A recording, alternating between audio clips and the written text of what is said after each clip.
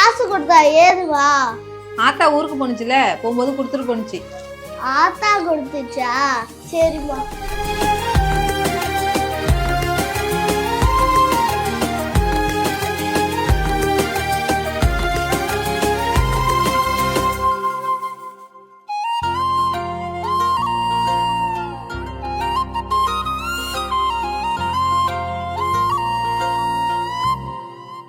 கையால நானும் மேகத்தை தட்டுறவ